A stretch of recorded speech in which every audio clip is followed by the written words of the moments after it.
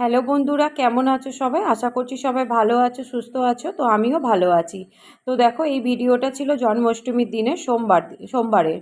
তো সোমবার দেখো, সকাল থেকে ভিডিও শুরু করতে পারিনি। মোটামুটি ওই দুপুর 1টার দিক থেকে ভিডিওটা শুরু করেছিলাম, কারণ সকালবেলা ঘরে রান্নাবান্না এগুলো করেছিলাম। আমি যদিও উপোস করেছিলাম, তো বাড়িতে ওরা সবাই খাবে বলে রান্না করলাম। এগুলো করার পরে তারপরে দেখো চলে এসেছি রান্নাঘরে, স্নান টান করে নিয়ে একদম মানে পরিষ্কার হয়ে তারপরে চলে এসেছিলাম ঠাকুরের ভোগ বানাবো বলে।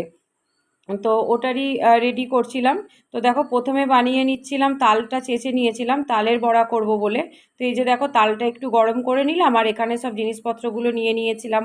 ময়দা, চিনি, গুড়টা ছিল না, আমি চিনি দিয়েই করেছিলাম। তো দেখো, এই ব্যাটারটা মেখে নিচ্ছিলাম। তো তারপরে দেখো ঠিক এরকম হয়েছিল। এরপরে কড়াইতে তেল দিয়ে তারপরে তেলটা গরম করতে দিয়েছিলাম। আর এই যে দেখো, আমার এই কড়াইটা একটু দাগ দাগ হয়ে গেছে। তো এটা না আমার পুজোর জন্যই শুধু ইউজ হয়, আমি এমনি ইউজ করি না। তো আমি না এই কড়াইগুলো একটু পুড়ে গেলে না আমি সেইভাবে মাজতে পারি না। আর যে কাজের দিদি মাজে, ওকে তো আমি ঠাকুরের বাসন মাজতে দিই না। তো সেই কারণে আমি যেরকম পারি ওরকম করেই মেজে রেখে দিই। তো কোনো সময় মা এলে মা হয়তো মেজে দেয়। আর এইদিকে দেখো, পায়েস বসিয়ে দিয়েছিলাম, আর আরেকদিকে সুজির হালুয়া করছিলাম। তো দেখো, পায়েসটা প্রায় ফুটেই এসেছে, হয়ে এসেছে। আর ওইদিকে সুজিটা করে নিচ্ছিলাম, আর করে নিয়েছিলাম লুচি। তো ওইদিকে ময়দা মেখে রেখেছিলাম। তো এই যে দেখো, লুচিটাও ভেজে নিচ্ছি, একটা একটা করে লুচি ভেজে নিচ্ছি। তো দেখো, প্রথম লুচিটা তো সেইভাবে ফুললো না, তারপরে লুচিগুলো যদিও ভালো ফুলেছিল। আসলে জানো তো, আমি রুটি লুচি এগুলো খেতেও পছন্দ করি না, আর করতেও ঠিকঠাক ভালো পারি না। তো যাই হোক, ঠাকুরের জন্য করছিলাম, মন দিয়েই ভালো করেই করছিলাম। তো দেখো, এরপরে ফুলেছিল। তো হয়তো আমার গোপালের জন্য করছিলাম, গোপালের আশীর্বাদে লুচিগুলো ভালোই হয়েছিল। তো দেখো, এই যে ঠাকুরের ভোগগুলো মোটামুটি কমপ্লিট হয়ে গেছে।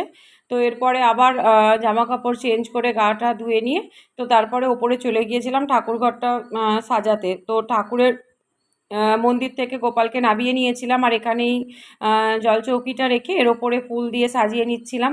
আর এখানটা একটু ডেকোরেশন করেছিলাম লাইট ফাইট দিয়ে, তো এই কাগজগুলো দিয়ে একটু লাগিয়েছিলাম। আর এই যে দেখো, সব সাজিয়ে নিয়েছি। এদিকে ফল দিয়েছিলাম, চিড়ে, মুরকি, চকলেট, সব রকম মিষ্টি, ক্ষীর, খই, তারপরে চাল ভাজা, সমস্ত কিছু দিয়েছিলাম। আর এই যে দেখো, আমার গোপু সোনাকে আমি সাজিয়ে নিয়েছি খুব সুন্দর করে। নতুন জামা, মুটুক, হার সমস্ত কিছু পরিয়েছিলাম। তো আমার গোপু সোনা খুব ছোট, তো দেখো তোমরা হয়তো খুব ভালো করে বুঝতে পারছো না, ফুলের মালাটা এতটা বড় হয়ে গিয়েছিল। তো এরপরে এই যে দেখো, পুজো করে নিচ্ছিলাম। আমি না আমার গোপু সোনাকে আমার ছেলেই মনে করি। তো আমি ছেলে মনে করে আমি যেরকম পারি সেরকমভাবেই সেবা দিই। অত বিধি নিষেধ সব কিছু মেনে হয়তো করতে পারি না।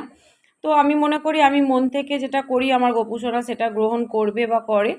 তো আমি মন থেকে সন্তুষ্ট হয়েই দিই।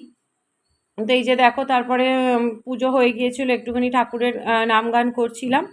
আহ, যদিও কপিরাইট চলে আসবে বলে মিউজিকগুলো তো দিতে পারিনি, গানগুলো দিতে পারিনি। তো যাই হোক, এখানে দেখো, তারপরে পুজো প্রায় শেষ হয়ে গিয়েছিল। এখানটা ধুনো টুনো দিয়ে দিয়েছিলাম। এরপরে দেখো, প্রায় পুজো শেষ হতে হতে 10:30 বেজে গিয়েছিল। আর একটু এসে বসে ঠাকুরের প্রসাদ নিয়ে, সারাদিন পরে একটু ঠাকুরের প্রসাদটা নিয়ে বসেছিলাম খাবো বলে। আর দেখো, সারা দিন উপোস করে সব কিছু করে পুরো আমি টায়ার্ড হয়ে গেছি, আমার একদম চোখ মুখও দেখো বসে গিয়েছে। তো একদম শরীর ক্লান্ত হয়ে গিয়েছিল। তো তারপরে একটুখানি প্রসাদটা গ্রহণ করলাম। আর তার আগে পাড়ার সবাইকে প্রসাদগুলো দিয়ে এসেছিলাম। তো ভিডিওটা ভালো লাগলে লাইক করো।